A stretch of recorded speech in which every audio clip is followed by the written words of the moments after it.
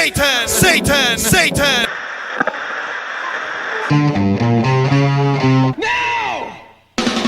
No!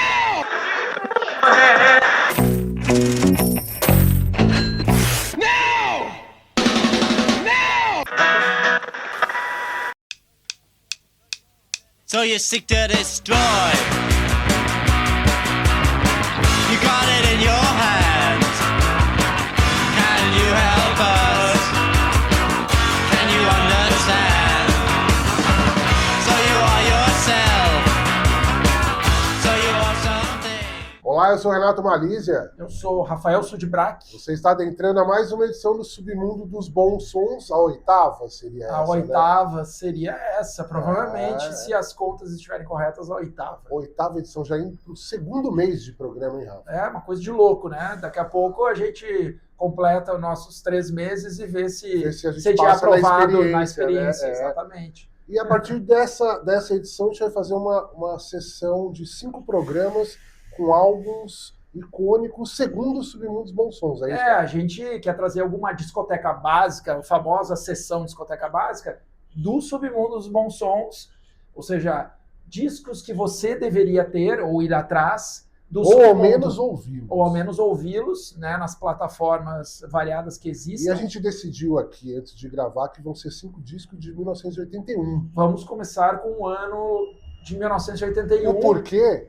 Não Foi sei. uma pequena coincidência dos 2 títulos que a gente escolheu. A gente escolheu 2 primeiros que, coincidentemente, eram de 81, e a gente vai seguir com os outros 3 também de 81, que a gente tem certeza que vai achar, né, uma Para fartura de definir títulos. 5 vai ser difícil, mas a gente vai começar por algo que é meio fora do que todo mundo acha. Quais são os melhores discos de 1981? Exato. Esse certamente não vai estar em Não lista aparece- nenhuma. Não deve aparecer em lista nenhuma. E é um disco que eu já digo de cara, é um dos meus preferidos. Assim, quando eu ponho ele para escutar, eu relembro que maravilhoso foi descobrir esse som. É um disco viciante e é um disco que foge do rótulo do qual ele está inserido. Né? Totalmente. Isso que, aliás, é uma coisa que me chamou a atenção e que me atraiu muito mais. Assim como uma duplinha, uma banda parceira deles que a gente vai mencionar, que também é na mesma linha. Estamos falando, Renato, de Zounds e o fabuloso disco The Curse of Zounds, de 1981. Zounds vem lá do norte da Inglaterra, né? Na cidade de Reading, do famoso festival que não existe mais, o Reading Festival. Exatamente. Uma cidade meio cheia de fazendas e tal, e o Zounds surgiu dali, eram os caras imigrantes, né? Eles eram imigrantes, um negócio assim. O Steve Lake, que é o baixista e vocalista e a grande figura dos Zounds, da cidade. Começaram a banda em 77 com umas jam sessions, aquela coisa, curtindo desde Beatles, Birds, Mothers of Invention, depois descobrindo Velvet e aquela mistureba. E aí eles foram para Oxford, né, onde também conheceu o Steve Burt, o guitarrista, e foi juntando a banda e começando a fazer um som, né, e se enquadrando no que o Renato falou do estilo, no chamado anarcopunk. Exato. Mas quando a gente fala sobre anarcopunk, todo mundo vai falar, por que não escolher um disco do Crass ou do Rudimentary Penny? Porque o Zounds é Submundo dos Bons Sons na essência. Exato. Porque ele não é um anarcopunk à la Crass. Ele é um anarcopunk muito maior, né? Apesar de politicamente estar envolvido ali com a galera da Crass e tudo mais, mas esse disco e o Steve Lake, eles vão muito além do rótulo anarco. Né? E o anarcopunk, um rótulo que surgiu de músicas mais parecidas com um punk, ou nesse sentido, que a galera curtia ou seguia os ideais anarquistas, né? Então tinha, enfim, uma série de coisas. Não vamos aqui dar aula. Os Zounds tinham uma peculiaridade, eles eram anarquistas pacifistas. Exato. Nenhum troço assim sobre eles. Aí tinha brigar por vários direitos. Lógico, todos eles eram anti-Thatcher, para quem não conhece, a famosa dama de ferro da Grã-Bretanha, né, Margaret Thatcher, e os caras eram totalmente avessos à política dela e do Reino Unido da época. E logo eles começaram a se envolver com os movimentos dos free festivals, né? Que que os festivais gratuitos que acabavam trazendo essas políticas anarquistas à tona, né, a questão do feminismo, a questão do anti-establishment, vários ideais aí que eles traziam, e um movimento muito forte que era dos squats, né, que eram aqueles prédios, normalmente prédios abandonados, que eram invadidos para servir como moradia. Isso especialmente em Berlim foi muito famoso, né, que florescia uma arte aí, eles eram os squatters, né, e os Sounds é muito fruto desse movimento. Imigrantes, politizados, proletariado, né, tudo Total. corroborou para os caras montarem toda essa estética anarquista, mas sonoramente eles iam por caminhos diferentes, certo? E só comentando que quando eles estavam fazendo turnês, todo mundo dizia, né, eles logo começaram a se envolver com uma outra banda que merece uma discoteca básica, é o The Mob, né, que tem um primeiro e único disco também maravilhoso. Absolutamente discoteca básica, né? Let the Tribe Increase. Assunto para outro programa, mas eles começaram a andar muito junto com o The Mob, e quando eles faziam também turnês, a galera falava, cara, vocês precisam conhecer uma banda dos ideais parecidos, tipo de som, que era o Crass. E aí eles acabaram, né, o Crass já estava aí um pouco mais conhecido. Reza a lenda que eles estavam numa van, né, indo fazer algum show, uma turnê, a van quebrou e estava próximo ali de onde ficava o bunker do Crass. E aí os caras ajudaram, e aí começou o envolvimento dos Sounds com o Steve Guinorant e a galera da... o Penny Rambo e tal. E aí eles gravam, né, um primeiro compacto, que é o que tem o famoso Can't Cheat Karma, e também tem o Subvert, né, que acho que é talvez a música mais icônica dos Sounds. Saiu pela Crass Records, né, esse em 80. Mas logo o pessoal dos Sounds se decepciona um pouco com a galera do Crass. Primeiro porque várias das ideias super anarquistas, né? O estilo de som, dessa coisa de gritar mais, e político, esse lado é o certo, esse lado é o errado, essa é a pessoa certa, essa é a pessoa errada. Isso começou a incomodar um pouco a galera dos Sounds. O extremismo do conceito anárquico do Crass com o conceito dos Sounds não bateu exatamente por causa do extremismo. Exatamente. Sonoro e politizado. E aí houve a ruptura dos caras. E teve um fato, né, que eles gravaram o primeiro compacto, do Can't Cheat Karma, e tinha uma regra dentro da Crass Records que eles não gravavam mais de um trabalho com um mesmo artista. Ou seja, eles gravaram aquele compacto e disseram, não vou gravar nenhum mais. Não vai gravar mais nada. Os caras ficaram meio, tipo, desesperados. Eles já estavam com material para o primeiro álbum, o The Curse of Sounds, e eles não tinham dinheiro para produzir, né, gravar o próprio álbum. E eles foram procurar Jeff Travis, da Rough Trade, já falamos, né, em outros programas.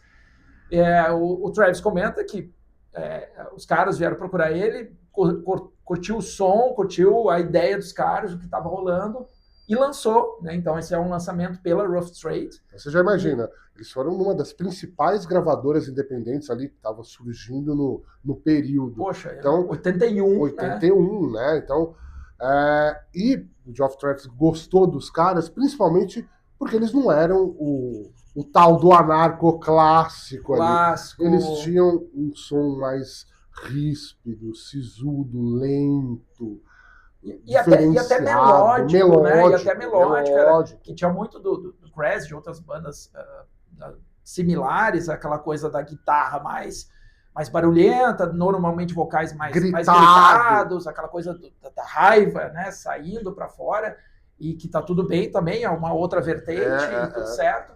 Mas os Sounds, a pegada deles... Eu acho que a grande diferença é que no pessoal da Crass, a raiva era explícita. Nos Sounds, ela tá implícita nas letras, no som, porque ele é duro. E é um álbum que é muito mais de cunho, as letras, muito mais de cunho pessoal. Então, falando do indivíduo do que da política. Então, porque assim, é um álbum que tem até a questão a estrofe, versão, refrão, estrofe, até tem isso também. Principalmente o começo do álbum, você escuta, é um disco de cantado, punk, disco de punk e tal, mas conforme ele vai vai Desenrolando. desenrolando, você percebe, opa, É. esse negócio não é só isso. Exatamente. É um álbum, de uma certa forma, melódico, com letras maravilhosas, mas é um álbum sombrio. Assim, se você mergulha de fato nas letras, né?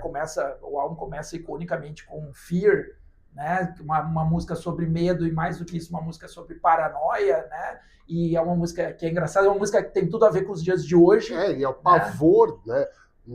Da sociedade, do ser humano. Ele fala ter o medo do ser humano, do que ele joga no ar, no medo que ele joga na terra, no medo de aquela coisa. E ele mesmo, ele numa entrevista, o Steve Lake fala que ele era um cara paranoico, não metaforicamente. Ele disse que clinicamente ele era um cara paranoico. E né? ele se considerava como tal. Ele falava, cara, eu não pego avião, eu não ando de metrô, eu tenho questões com o elevador. Então ele inúmeras fobias que geram as letras.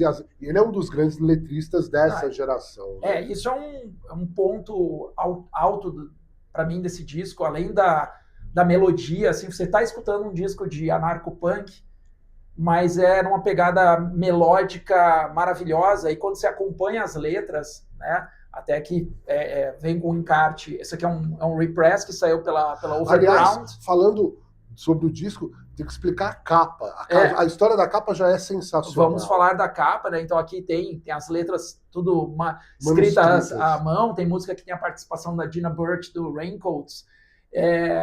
Assim, se acompanha as letras, é uma melhor que a outra, né?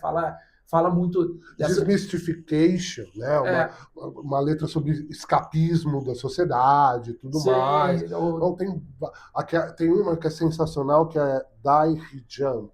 Did He Jump.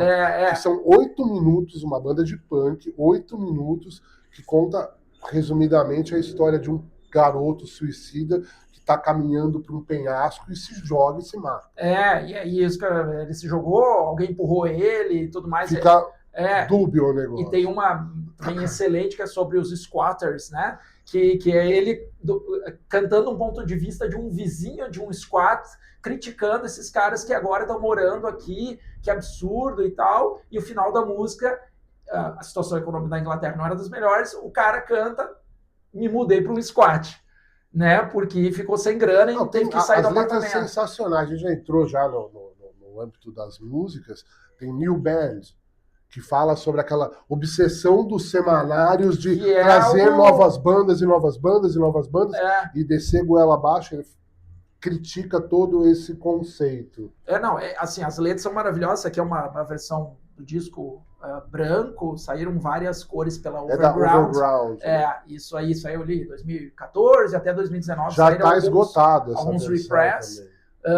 E aqui, como o Renato falou, da capa... A capa é conceitual. Aqui, né? Que é do Clifford Harper, que é um artista anarquista famoso, um cara que, de uma das comunas lá da década de 60, ele era muito famoso e continuou desenhando para o movimento até o final da vida. Na verdade, não sei se ele já morreu, mas... Também não sei. E aqui vocês veem assim, uma capa do um bombeiro apagando incêndio próximo do parlamento inglês. Mas quando você vira, né, na verdade é um gatefold, mas esse aqui não, na verdade... Eles estão tacando gasolina no parlamento. Né, e a carinha da criatura, né, dando uma risadinha, na verdade, em vez de estar apagando. Que deixa bem claro as posições políticas contra o parlamento. O anti-establishment, governo e tudo mais. E a história disso aqui, o Clifford Harper, ele redesenhou essa arte que ele já tinha feito para a capa de uma revista da década de 70 chamada Anarchist, e que tinha toda uma história de ser a favor de uma greve dos bombeiros. Então, ele desenhou isso aqui, ele deu uma redesenhada, né, para a capa do álbum, que é uma capa assim, icônica, né, dentro no submundo dos bons sons. Essa capa dos Sounds é maravilhosa. Assim, depois... Né, Renato, os Sounds acabou, meio que lançou esse disco e depois lá em 2012, não lembro quando. Porque mais ou menos a gente vai se centrar nesse álbum, claro, mas a história mais ou menos dos Sounds, assim, eles se cansaram de todo o lance da política anarquista, das bandas, da cultura, e saíram de cena. Depois houve todo um resgate, acho que começo dos anos 2010, 2011, acerca da obra dos Sounds, do Steve Lake e tudo mais. Eles voltaram, começaram a tocar em vários festivais, o Rebellion e outros tantos festivais de punk e anarcopunk, e lançaram The Redemption of the Sounds, que é um álbum ok, bom, mas não dá para comparar uma obra de arte como essa com esse segundo álbum dos Sounds, apesar de ser um belo álbum. Eu acho que aqui a ideia do quadro Discoteca Básica do Submundo é, para quem não conhece Sounds, ir atrás desse álbum que é maravilhoso e acompanhem as letras, né? Tentem ouvir a música. Leia, a gente sempre fala que não é só ouvir o som, é entender a proposta da banda, o som da banda, a letra da banda, né? Porque esse disco, sem as letras, ele seria só um disco de pós-punk, talvez. Talvez, exato. Um disco de pós-punk bom. Com certeza. Mas com as letras, ele se torna uma obra-prima. Para mim, quando a gente fala de anarcopunk, eles se incluem nisso por todo, que a gente falou, de todas as relações que eles tiveram, né? Esse, o álbum do The Mob, mas para mim, esse aqui, para mim, é o melhor álbum do movimento anarcopunk. Claro, teve outras ondas, mas vamos chamar dessa primeira onda, para mim, a original. Esse, para mim, é o melhor álbum que tem naquele período. Eu gosto de dizer que o anarcopunk ele tem duas facetas. A faceta do extremo anarco, né? O Bola é um grande conhecedor, depois a gente chama ele aqui para explicar o anarcopunk, né, completo. Mas o anarcopunk crass e adjacências é uma coisa. O anarcopunk mob, sounds e derivados deles, porque tem umas crias dessas duas bandas que são sensacionais. Karma Sutra, o Astronauts, bandas que merecem também, em algum momento, a gente citar mais a fundo. Mas são duas vertentes sonoras. Sim. E ideológicas, elas caminham paralelamente. Sim, com certeza. Mas é importante isso que você falou. O Steve Lake, ele lá no início, ele meio que já saturou um pouco algumas ideias anarquistas como eram pregadas pelo próprio pessoal do Crass. Apesar que aqui as letras você vai ver que tem um cunho anti-governo e tudo mais, mas muito, né, tô me repetindo, mas muito num cunho pessoal. Porque a maioria das letras ou é em primeira pessoa, ou é ele narrando alguém que ele supostamente conhece. Sim. Que certamente ele conhecia. Do ponto de vista de um indivíduo, Exato. Seja ele ou seja um terceiro. Então é uma narrativa própria. Sim. Né? Não eu estou falando mal daquilo, não. Eu estou vivendo aquilo e me degradando contra aquilo ou contra ele mesmo, né? Sim. Porque o dual ali dele é explícito nas letras, né? Mas então é isso, a gente aqui é um quadro mais curto, a gente queria trazer um álbum para falar um pouquinho de um álbum específico, não de uma banda. A gente vai fazer isso nos próximos programas, falando de um álbum que a gente acha super interessante vocês conhecerem, irem atrás, uma discoteca do submundo, que não é tão óbvio, né? Exato. Assim, tem vários submundos que são um pouco mais óbvios, né? Mas a gente quer trazer coisas que O programa anterior, a R.E.M., Sim. a galera adorou, teve gente que falou, mas isso não é submundo? Fica a seu critério. Esse daqui é predileto total. Nosso, facilmente. Mas Semana que vem tem outra obra de 1981. Tem certo? outra obra, vamos falar dos nossos patrocinadores. Olha a camiseta do Hoje rapaz eu vim aqui. com mais uma do nosso Zoo de Café, aqui na Barão de Tatuí 377. Paola e meninas esperam por vocês. Bonezinho do Submundo dos Bons Sons, fazendo à propaganda. À venda. Eu tô apaixonado. Voz 011 aqui na... Voz 011, Alameda Barros, 23. 23. E vamos ver o videozinho, como de praxe, da Aged Skateboards. Vamos lá.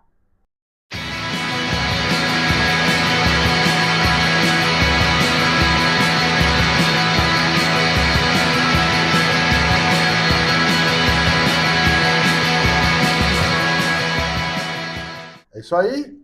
Pô, skate, escutando uns Sounds, cai bem. Eu acho que seria legal, hein?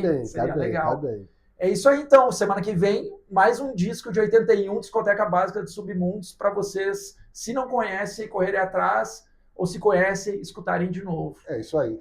Vocês adentraram a mais uma edição do Submundo dos Bons Sons com Rafael Sudbrag E Renato Malícia. e Sounds. E Sounds. Até. Até a próxima. So you seek to destroy